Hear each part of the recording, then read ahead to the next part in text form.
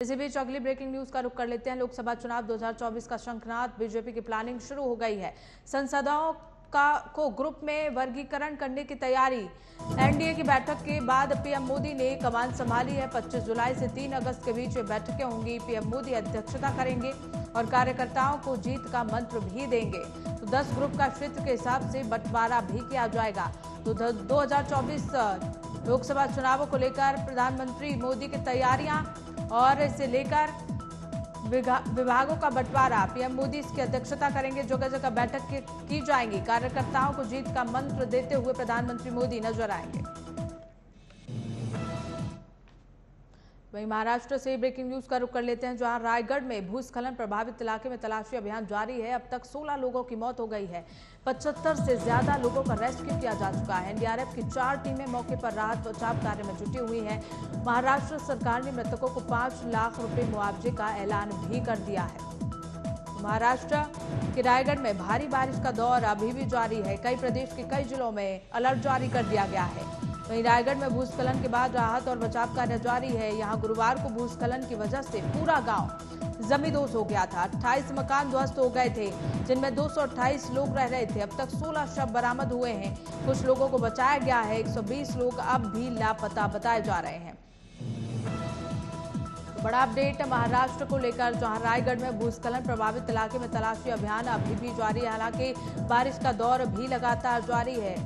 तो वहीं भूस्खलन की वजह से पूरा गांव जमींदोज हो गया था। 28 मकान ध्वस्त हो गए थे, जिनमें से 228 लोग रह रहे थे।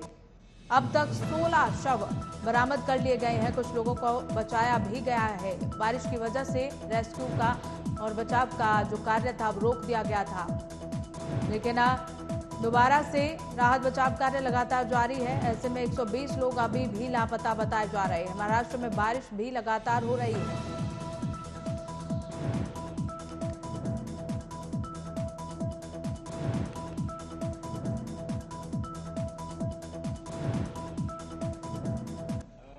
कल भी हमारी टीम 4 टीम्स इन्वॉल्व थी पूरे सर्च एंड ऑपरेशंस में। आज भी हमारी रणनीति ये रहेगी कि हम ग्रेजुअली ये जो एरिया है 200 बाई 200 मीटर्स या यूं कहिए 250 बाई 200 मीटर जो लैंडस्लाइड अफेक्टेड है, उसको हम different zones, different category, different work side में बांटेंगे। And with the help of local people जो वहां पे थे, क्योंकि वो ज्यादा बता सकते हैं कि इस घर में इतने लोग रह रहे थे, उनकी मदद से उनकी बॉडियों को रिट्रीव करने की धीरे धीरे कोशिश करेंगे। और इस प्रक्रिया में आज हमने कल स्टेट एडमिनिस्ट्रेशन को भी रिक्वेस्ट किया था कि इसमें हमें मैन पावर बहुत चाहिए, तो उन्होंने हमारी रिक्वेस्ट को माना है और हमारे साथ इस रेस्क्यू अभियान में और बहुत सारी एजेंसीज जुड़ी हैं और जो कर रही हैं, तो इससे बॉडीज को निकालने और रिट्रीव करने में तेजी आएगी। यहाँ पे सबसे बड़ी परेशानी आप देख रहे हैं, जो weather is inclement. I mean it's like heavily raining, foggy, और ऊपर जब आप जाते हैं, हिलॉक पे जाते हैं, जो कि यहाँ से अबाउट 3 किलोमीटर है और करीब 1.5 से 2 घंटे की चढ़ाई है और स्टीप चढ़ाई है, तो वहां पे बहुत ही ज्यादा विंडी है। It's just like the wind speed might be 40 to 50 knots, उससे ज्यादा स्पीड है, तो वो एक चैलेंज है। इसी बीच यूपी के हरदौई से ब्रेकिंग न्यूज का रुख कर लेते हैं, जहां मदरसों में बड़ा फर्जीवाड़ा देखने को मिला है। हरदौई जिले से सामने आया चौंकाने वाला मामला। छात्रवृत्ति के नाम पर 3 करोड़ 60 लाख का घोटाला। आधार सत्यापन के दौरान ये खुलासा किया गया। मदरसों के कागजों से गुम हो गए 10,000 विद्यार्थी। कई मदरसों से 90% से ज्यादा विद्यार्थियों का कोई ब्यौरा तक नहीं सामने आया है। यूपी के हरदौई में मदरसों में पढ़ने वाले छात्रों के नाम पर एक बड़ा फर्जीवाड़ा सामने आया। इस फर्जीवाड़े का तब पता चला जब मदरसों में पढ़ने वाले छात्रों के खाते से आधार फीडिंग का काम किया जा रहा है, जिसमें आधार फीडिंग के दौरान पता चला कि जिले के 141 मदरसों में पढ़ने वाले 25,944 छात्रों में से केवल 15,760 छात्र ही असल में मदरसों में शिक्षा ग्रहण कर रहे हैं। बाकी करीब 10,185 छात्र फर्जी हैं और इसी को लेकर बड़ा घोटाला निकलकर सामने आता है। मदरसों के कागजों से 10,000 के करीब विद्यार्थी गायब हो गए। कई मदरसों से 90% से ज्यादा विद्यार्थियों का कोई ब्यौरा नहीं मिला है। मामला यूपी के हरदौई का है, जहां मदरसों में बड़ा फर्जीवाड़ा देखने को मिला है। हरदौई जिले से सामने आया चौंकाने वाला मामला।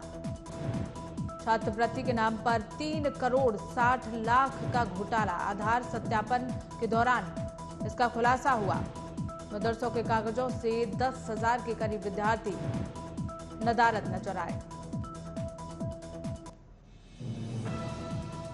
देखिए, शासन की जो भी विभिन्न कल्याणकारी योजनाएं हैं, उन योजनाओं के सभी लाभार्थियों के खाता से आधार सीडिंग का कार्य कराया जा रहा है। इसी क्रम में जो मदरसे हैं, जो उनमें अध्ययनरत छात्र हैं, उनका भी जो अकाउंट है, जो उनके नाम है, जो रजिस्ट्रेशंस हैं, उन सब से आधार सीड कराया गया है। तो आधार सीडिंग के बाद बहुत सारे ऐसे बच्चे हैं जो मिसिंग पाए गए हैं अभी तक। ऐसी संख्या लगभग 9,000 समथिंग है। तो ये जांच कराई जा रही है कि ऐसा क्यों है और वो बच्चे कहाँ हैं, रजिस्टर्ड थे वाकई में या नहीं थे। इसके बारे में अल्पसंख्यक कल्याण विभाग रिपोर्ट तैयार कर रहा है और जो भी रिपोर्ट आई उसके आधार पर हम अग्रेतर कार्रवाई सुनिश्चित कराएंगे। इसी खबर पर हमारे सहयोगी अमरेंद्र हमारे साथ जुड़ गए, उनसे जान लेते हैं। अमरेंद्र, इस पर प्रशासन का क्या कहना है इतने बड़े घोटाले पर? पूनम, देखिए, ये पूरा मामला जो है हरदोई का है, जहां पर मदरसों का फर्जीवाड़ा सामने आया है। जो अधिकारी हैं उन्होंने साफ तौर से कह दिया है कि जांच है, वो जांच चल रही है। लेकिन आपको बता दें, मदरसों में जो है काफी बड़ा कहा जाए ये घोटाला सामने आया है। जिस तरीके से मदरसों में 90% विद्यार्थी नहीं मिला कोई ब्यौरा, जिसमें 10% ही अगर कहा जाए तो विद्यार्थियों का ब्यौरा मिला है। जनपद हरदोई में 141 मदरसे संचालित हैं। पिछले शिक्षा सत्र में जो 25,944 बच्चे जो है अध्ययन कर रहे थे, जिसमें शासन का स्पष्ट निर्देश थे कि सभी विद्यार्थियों के आधार से जोड़ा जाए। जब आधार से जोड़ने का जो है मामला सामने आया, तो उसके बाद जो है कहीं न कहीं हरदोई के मदरसों का जो फर्जीवाड़ा था वो सामने निकल कर आता है।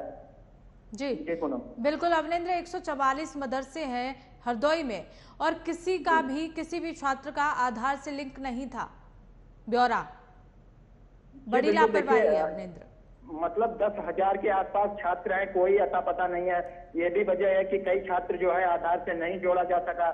उसके बाद विद्यार्थियों का ब्यौरा जब आधार से जोड़ा गया तो 10,000 के आसपास छात्र मिले ही नहीं। आपको बता दें, जो कहा जाए फर्जी जिनका रजिस्ट्रेशन था, तो हरदोई में इस तरीके के तमाम ऐसे फर्जीवाड़े जो मदरसे थे उनमें फर्जीवाड़ा देखने को मिला है। अब जो हरदोई के डीएम है, जिला अधिकारी मंगला प्रसाद, वो जानकारी देते हुए उन्होंने बताया शासन के निर्देशानुसार जो है आधार से सीडिंग की जाएगी और जो है कार्य कराया जा रहा है, जिससे जनपद में संचालित मदरसों का अध्ययन कर रहे छात्रों को जब आधार से जोड़ा गया तो करीब 10,000 से ज्यादा बच्चे जो थे उम्मीद पाए गए। बिल्कुल अमरेंद्र, इतना बड़ा घोटाला, 3 करोड़ 60 लाख रुपए का घोटाला, और ये फंडिंग किसको जा रही थी? जी पूनम, देखिए, बिल्कुल जिस तरीके से 3 करोड़ 60 लाख रुपए का घोटाला है, तो ये बड़ा सवाल खड़ा होता है कि वो फंडिंग कहाँ जा रही थी। जो छात्रों के नाम पर फंडिंग कराई जा रही थी मदरसों में संचालित फर्जी छात्रों का जिस तरीके से नाम या कहा जाए रजिस्ट्रेशन किया गया था, तो ये तमाम इस पर जांच चल रही। जो हरदोई के जिला अधिकारी मंगला प्रसाद है, अब उन्होंने जो है जांच के निर्देश दे दिया और इस पर जांच करके कार्रवाई के भी आदेश दे दिए गए हैं। जी चलिए, बहुत बहुत शुक्रिया अमरेंद्र हमारे साथ जुड़ने के लिए। इसी बीच बोकारो से एक ब्रेकिंग न्यूज का रुख कर लेते हैं, जहां छात्र के हाथ से रक्षा सूत्र कटवाने वाला शिक्षक निलंबित कर दिया गया। छात्र को मानसिक और शारीरिक रूप से प्रताड़ित किया गया। शिक्षक अमित लकड़ा ने प्रताड़ित किया था। आक्रोशित हो उठे थे विश्व हिंदू परिषद और बजरंग दल के कार्यकर्ता, जिसके बाद शिक्षक को निलंबित कर दिया गया। शिक्षक अमित लकड़ा ने छात्र को प्रताड़ित किया था। शारीरिक और मानसिक दोनों रूप से छात्र को प्रताड़ित किया गया।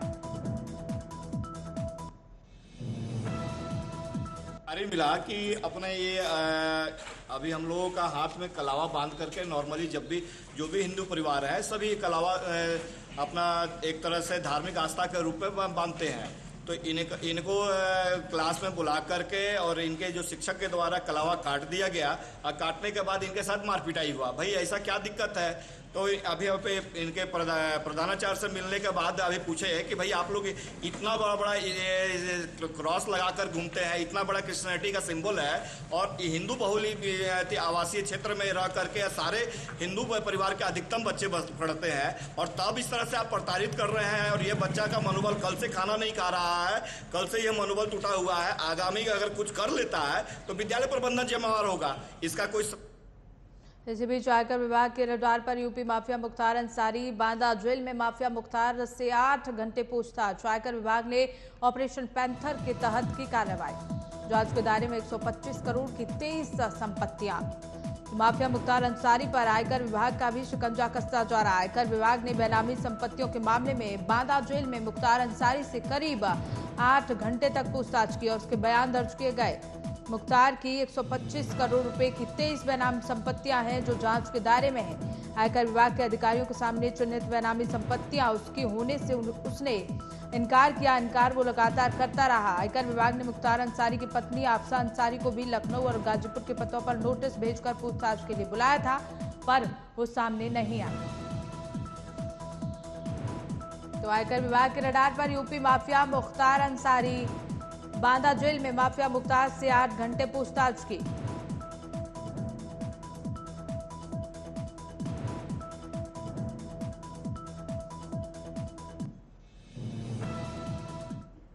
इस बुलेटिन में फिलहाल बस इतना ही। देखते रहिए न्यूज़ वॉच इंडिया।